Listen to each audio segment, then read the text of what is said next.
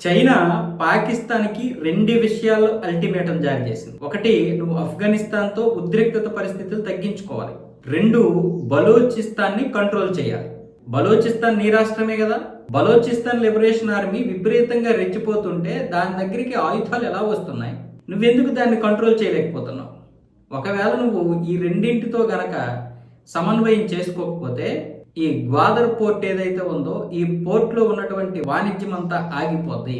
అదే గనక జరిగితే ఇక్కడ మేము పెట్టినటువంటి పెట్టుబడి అంతా కూడా పాకిస్తానే చెల్లించాలి అన్న విధంగా ఇప్పుడు చైనా విదేశాంగ మంత్రి అలాగే ఇటు ఆసిం మునీర్, పాకిస్తాన్కి చెందినటువంటి ఆసిం మునీర్ ఒక భేటీలో మాట్లాడుకున్నట్లుగా ఇప్పుడు ఇంటర్నేషనల్ మీడియాలోనైతే వార్తలు వస్తున్నాయి. ఎందుకు అంటే ఇప్పుడు సిపిఈసి ఉంది కదా, China Pakistan economic corridor, Gwadar port. ఈ గ్వాదర్ పోర్ట్లోనే చైనా ఈ గల్ఫ్ దేశాలకు సంబంధించినటువంటి కీలకమైనటువంటి ఒక దారిని ఏర్పాటు చేస్తుంది. ఈ గ్వాదర్ పోర్ట్కి మొత్తం అన్ని తీసుకొచ్చి ఇక్కడి నుంచి మొత్తం మళ్ళీ ఆఫ్ఘనిస్తాన్ మీదుగా ఒక రూట్ ఏర్పాటు చేసి అటు చైనాకి మిగతా దేశాలకి తరలించడానికి ప్రయత్నాలు చేస్తుంది. దీనికి సంబంధించి ఇప్పటికే మనం మాట్లాడుకున్నాం, ఇక్కడ ఒక రోడ్డు వ్యవస్థ కూడా ఏర్పాటు చేస్తుందని పిఓకే మీదుగా. సో ఇప్పుడు ఆఫ్ఘనిస్తాన్తో ఒకవైపు యుద్ధం చేస్తున్నావు, మరొక వైపు బలూచిస్తాన్ సపరేట్ దేశంగా ఏర్పడాలని చూస్తుంది. మరి నువ్వు ఆఫ్ఘనిస్తాన్తో యుద్ధం చేస్తున్నావు, ఇటువైపు బలూచిస్తాన్ ఏమొచ్చేసి కంట్రోల్ చేయలేకపోతున్నావు. ఇదే కనుక జరిగితే ఈ యొక్క వాణిజ్యం ఏదైతే ఉందో సిపిఈసి అది ప్రమాదంలో పడుతుంది. దాని మీద పెట్టినటువంటి పెట్టుబడి అంతా కూడా నువ్వే ఇవ్వాలి.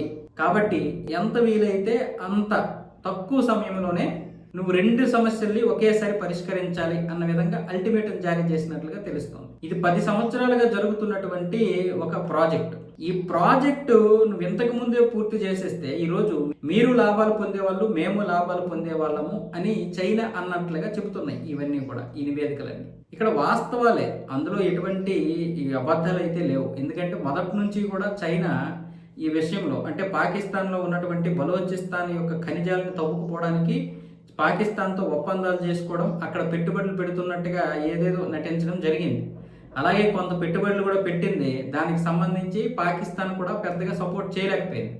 అప్పులు కూడా ఇచ్చింది, ఆ అప్పులు ఏమొచ్చి తీర్చలేకపోతుంది. అంటే ఏ దేశాన్నైనా సరే చైనా అప్పులతోటే కొడుతుంది.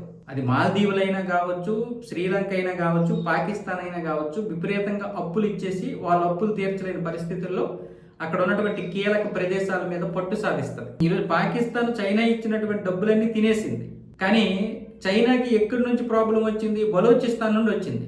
బలూచిస్తాన్ ఎందుకు చైనా వాళ్ళని కొడతారు అంటే, ఇంత డబ్బు తిన్నది కదా, 1 రూపాయి అయినా సరే బలూచిస్తాన్ వాళ్ళకి పెట్టిందా? సొంత రాష్ట్రం వాళ్ళకి. ఒకటి, పైగా ఈ ప్రాంతం నిధులు తోడుకుపోయి ఈ ప్రాంత ప్రజల్ని వివక్షకు గురి చేస్తుంది. అది బలూచిస్తాన్ వాళ్ళు మొదటి నుంచి అంటున్నది. సరే, నీతో కలవడం మాకు ఇష్టం లేదు, ఇక్కడ ఉండడం ఇష్టం లేదు, నీతో కలిసి పాకిస్తాన్ అనే పేరుతో ఉండడం మాకు ఇష్టం లేదు. పోనీ ఇష్టం ఉందో లేదో పక్కన పెడితే నువ్వు మాకు ఏం చేసావు? నువ్వు అభివృద్ధి చేస్తే పోనీ నీతో ఉండడానికి, మాకు కలిసి ఉండడానికి ఎటువంటి అభ్యంతరం లేదు. కానీ మా దగ్గర ఉన్నటువంటి 1 కోటి మంది ఉంటారు, వాళ్ళు 1,70 లక్షల మంది, 1 కోటి లోపే ఉంటారు. వాళ్ళని కూడా సరిగ్గా చూసుకోవడం రానటువంటి పాకిస్తాన్ పరిస్థితి ఈరోజు ఎలా ఉంది? ఒకవైపు బలూచిస్తాన్ వాయించేస్తుంది. మొన్నో బలూచిస్తాన్ ఏమొచ్చేసి దానికి సంబంధించి క్వెట్టా దగ్గర ఒక గ్యాస్ పైప్ లైన్ ఉంటే దాన్ని పగలగొట్టేసింది. దాంతో లాహోరు, పెషావరు వెళ్లాల్సినటువంటి గ్యాస్ కనెక్షన్ మొత్తం తప్పింది. దాంతో గ్యాస్కి విపరీతమైనటువంటి ఇబ్బంది ఏర్పడింది. మామూలుగానే గ్యాస్ కష్టాలు దారుణంగా ఉంటాయి పాకిస్తాన్లో, అలాంటిది ఇప్పుడు ఇంకెంత కష్టంగా ఉంటాయి? ఎందుకంటే హార్మోన్ జలసంధిలో రావాల్సినటువంటి చమురు రావట్లేదు కాబట్టి. సో ఈ నేపథ్యంలో మళ్ళీ ఇప్పుడు గ్వాదర్ పోర్ట్ మీద బలూచిస్తాన్ లిబరేషన్ ఆర్మీ దాడులు చేస్తుంది. దాంతో ఫిబ్రవరి నెల నుంచి చైనా తన యొక్క ప్రాజెక్టు పనులు పక్కన పడేసింది. ఎందుకంటే వాళ్ళకి ప్రాణహాని ఉంది. ఆ విధంగా దాడులు చేస్తుంది బలూచిస్తాన్ లిబరేషన్ ఆర్మీ. అందుకే ఇప్పుడు అల్టిమేటం జారీ చేసింది. నువ్వు బలూచిస్తాన్ని కంట్రోల్ చేయాలి, ఆఫ్ఘనిస్తాన్తో స్నేహం చేయాలి. ఈ రెండింటిలో ఏం చేయకపోయినా నీకు వాసిపోద్దన్న విధంగా ఆసిం మునీర్కి వాయించేసింది చైనా.